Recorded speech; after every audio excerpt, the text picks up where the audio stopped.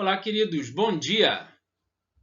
O meu nome é Augusto e essa é a Escola Dominical da Igreja Presbiteriana da Tijuca. Hoje, dia 23 de outubro, continuamos no nosso módulo chamado Deus e a Humanidade, baseado numa leitura do Verdades Essenciais da Fé Cristã, da editora Cultura Cristã. E a aula de hoje se chama Expiação e Graça. Vamos lá? Bom, expiação. A gente falou dessa palavrinha aqui algumas aulas atrás e ela é uma palavrinha diferente. Expiação seria um meio para realizar uma penitência ou um esforço com a intenção de compensar um erro cometido diante de alguma autoridade. No nosso caso, a gente está tratando das Escrituras e estamos falando de Deus, né? Então, um meio para realizar um esforço com a intenção de compensar um erro cometido diante dessa autoridade maior. Qual é a psicologia por trás do conceito de expiação? Né? Vamos por partes. Existe uma autoridade superior, né? No caso de Deus, que define uma vontade, uma ordem superior, né? Que é a vontade de Deus. Diante dessa ordem superior, existem as atitudes humanas, né? Entre elas atitudes corretas e atitudes erradas. Né? As atitudes erradas contrariam essa ordem superior, né? Da vontade de Deus. Até aí estamos na base dos fatos. Né? E aí agora vamos na base vamos para o item das pressuposições. A autoridade superior, supostamente, exige dos homens penitências para compensar suas atitudes erradas, no caso, chamado pecados. E essa penitência, esse esforço, esse sofrimento é necessário para restabelecer a ordem superior e agradar a Deus. A expiação, né, ela supõe que a penitência cumprida pelo homem seria capaz de compensar os erros cometidos por ele e, assim, qualificar os homens perante Deus. Né? Se usa muito a expressão justificar os homens perante Deus, através da expiação. Então, supostamente, a penitência e o sacrifício seriam capazes de trazer merecimento para os homens perante Deus. Fazer com que você realize o esforço e faz por merecer o perdão, realiza o esforço e faz por merecer ser justificado e por aí vai. Através do esforço que você obtém o merecimento. O exemplo bíblico da expiação é do Antigo Testamento. Né? O sacrifício de animais pelos judeus era um tipo de expiação. Perdoem. Os homens aceitavam perder seus animais valiosos, né, para a subsistência deles, em nome de agradar a Deus e compensar diante dele, né, os erros cometidos. Tudo bem? Esse é o conceito básico de expiação. Né? Os homens realizam um sacrifício, né, para justificar-se diante de Deus e se desculparem, né, de um erro cometido, de um pecado, né, e se qualificarem através desse esforço para o merecimento. Pois bem, Jesus e a novidade sobre o hábito religioso de fazer expiação dos pecados. Novidade, super ultra novidade, de já mais de 2000 anos, né? Mas ainda é novidade para muitos. A morte e a ressurreição de Jesus é a expiação definitiva, olha só, hein? Definitiva.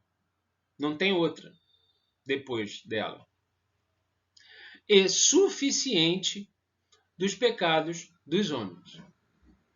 Por causa dela, os homens não podem fazer expiação dos seus próprios pecados, porque Jesus já realizou uma expiação definitiva e suficiente. Deus não exige novos sacrifícios dos homens para expiação. Acabou.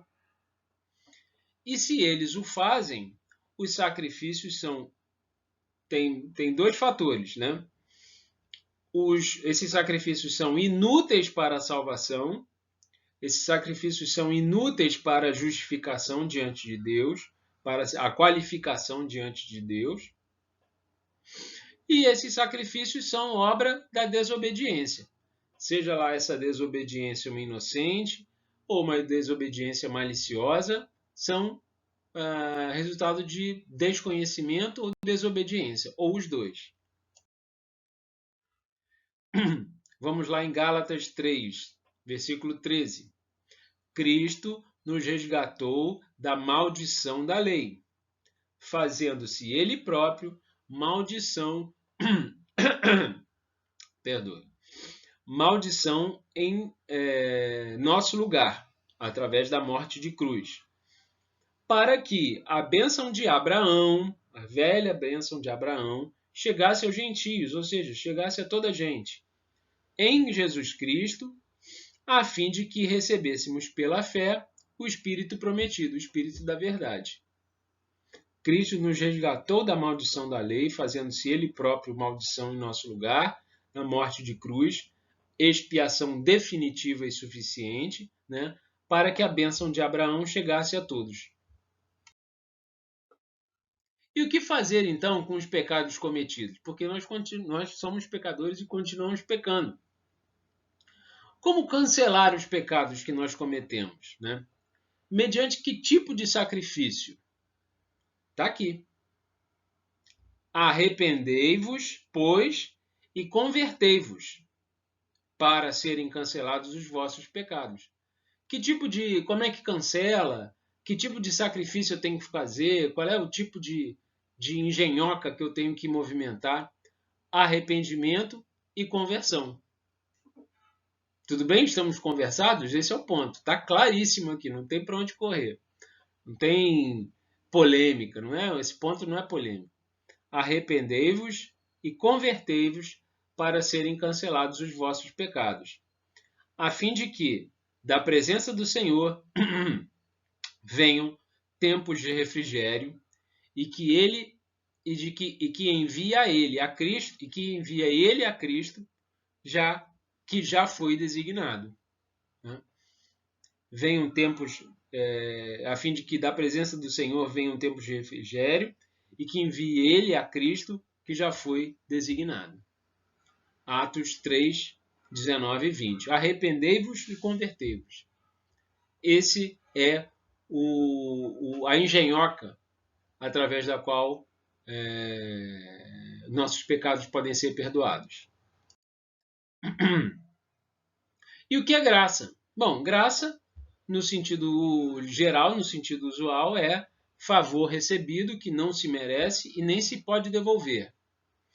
É um dom gratuito concedido por Deus que transforma a condição humana, né? Não pode ser nem merecido e nem devolvido. Você não pode nem retribuir a Deus, né? Como não pode pagar, melhor dizendo, você não pode pagar por ele, né? Diante de Deus, e porque também você não pode fazer por merecer, né? Qual é o objeto da graça, né? A graça, qual é o presente que nós ganhamos, né, pela graça de Deus? A nossa salvação.